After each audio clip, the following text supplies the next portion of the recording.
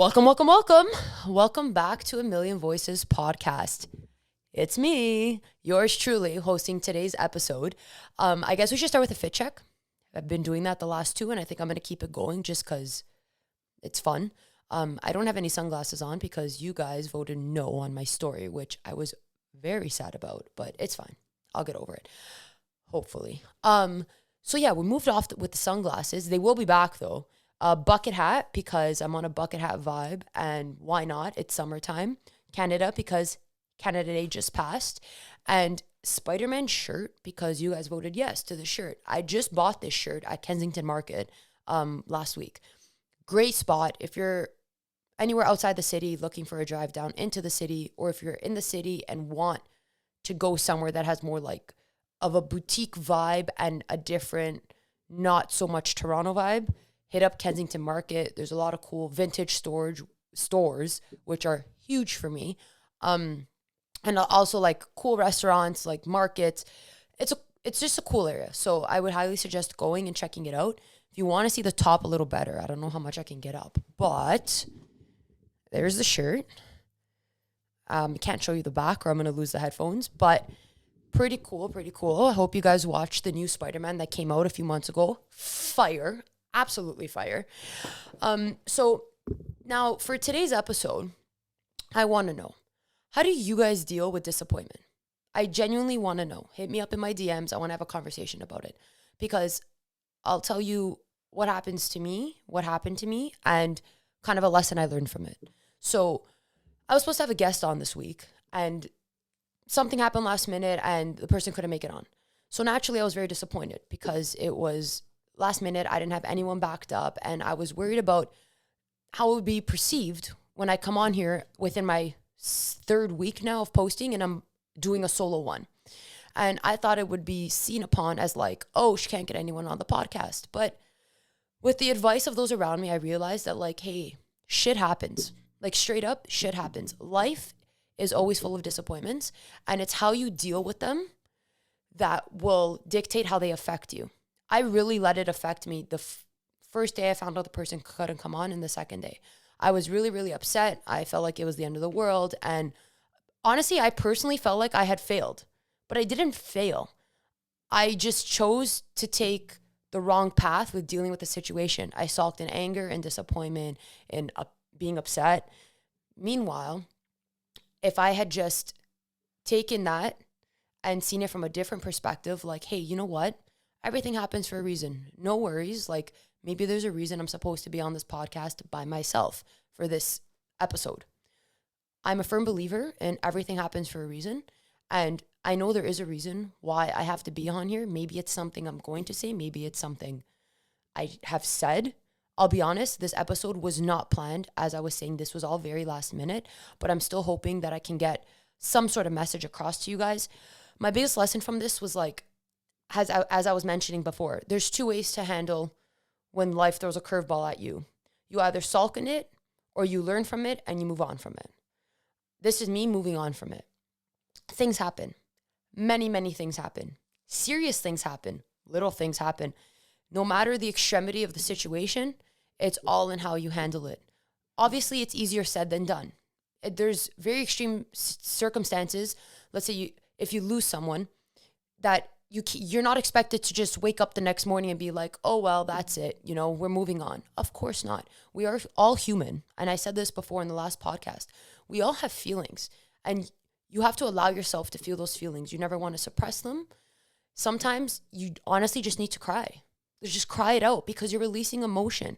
And that is so important, because when you start suppressing your emotions and how you feel and not talking about them, that is when problems start to happen. And that's when you start to affect your own energy.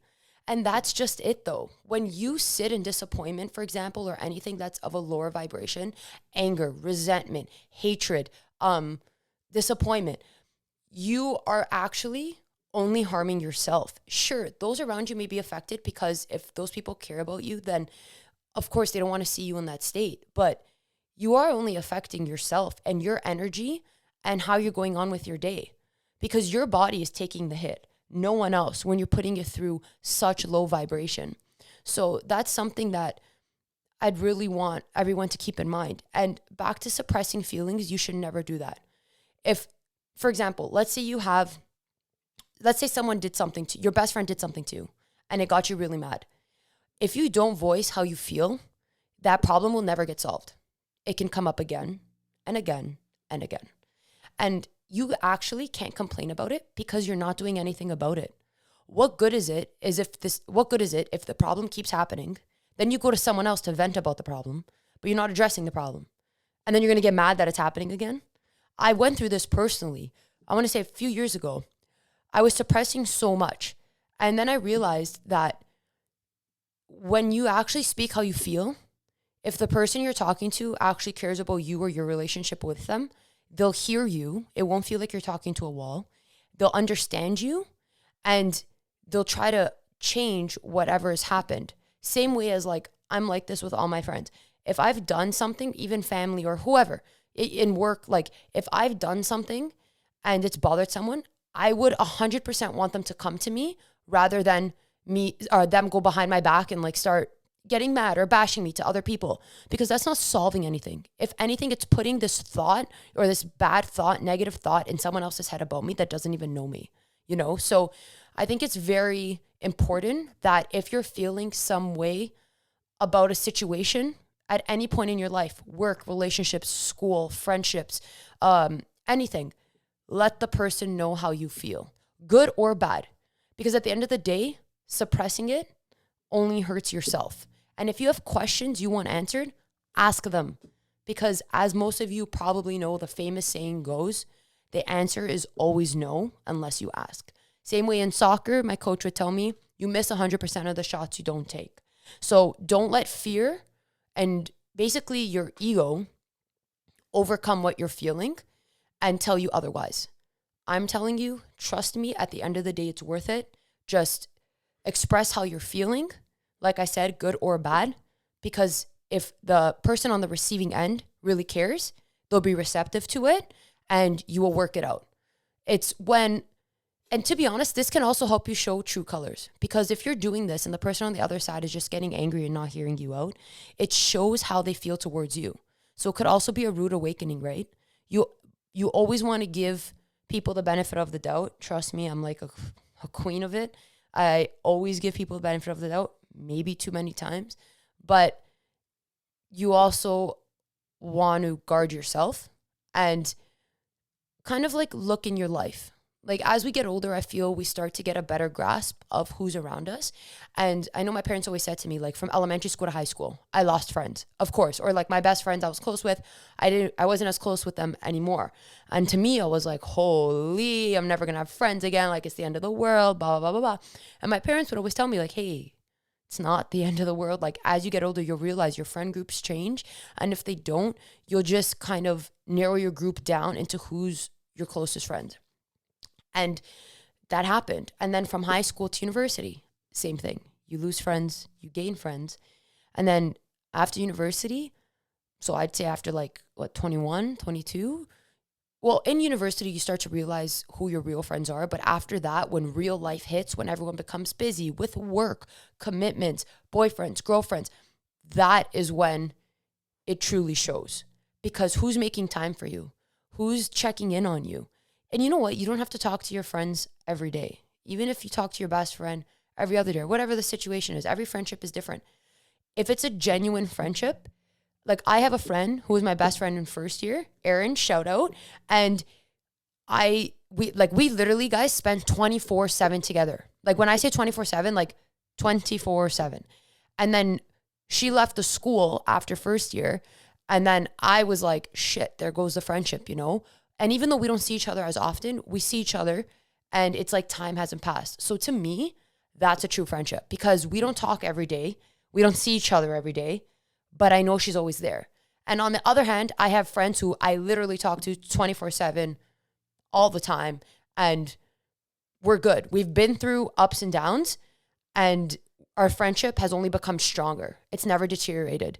And that's another thing. If you're consistently getting into fights, but it's harming a friendship or a relationship, then I feel like that's also a sign, because arguments are going to happen. You actually kind of want I don't want to say you want arguments to happen, but a relationship is healthy sometimes when there's a disagreement because people are just expressing their feelings. And it's how receptive each person is to those feelings will show you, I guess, compatibility and then how much you care about each other. Because it's very easy to be hard-headed and say like, no, I'm right. I don't care what you have to say. Like, doesn't matter. You can tell me the worst situation. I'm right. And it's like, hey, okay, I understand that. But how are we going to fix this? How are we going to move forward if you're not hearing my side of the story? So I would say that's another big lesson. Like, always try to put yourself in someone else's shoes when they're talking to you. Try not to get your ego hit and get defensive right away because it's very easy. We all do it. I've done it. I still do it sometimes where it's like when someone's expressing how they feel towards you, it's easy to become defensive, right? Like, hey, like, I don't think I did anything wrong. Like, it hurts your ego. And you don't want to allow that to happen. You want to just listen to them. You know they're not attacking you. It actually takes a lot of guts for them to tell you how they're feeling. So listen to them, be receptive to it, and work together and try to just like solve whatever it is that's being discussed. Other than that, I just wanted to kind of like hop on here quick and say that and say like when it comes to disappointment, don't sit in those lower vibe feelings. Kind of just take it and move on with it. Learn your lesson from it and move on with it. You know, like I feel like I just shared some really good information with you guys and I was really nervous to come on here because I had nothing prepared. So never set yourself back, believe in yourself, and those around you will believe in you too. And like I said in the last episode, have confidence. When you have confidence in yourself, others will have confidence in you. So that's all I got to say for today, guys. Not that long of an episode. Honestly, 12 minutes. So cheers. Catch you on Tuesday's episode. So I do film every Tuesday and I release a podcast every Tuesday. So catch you then. If you like how this has been going, please subscribe, comment, save and share on Instagram, follow on TikTok. You know how it goes. I can't remember what there is to do. There's so many platforms, but I appreciate all the support. I appreciate all the feedback. And if there's anything that you guys want to hear being discussed on the pod, please reach out to me. I would greatly appreciate it. And I would love to have a discussion with you. So that's all. See ya.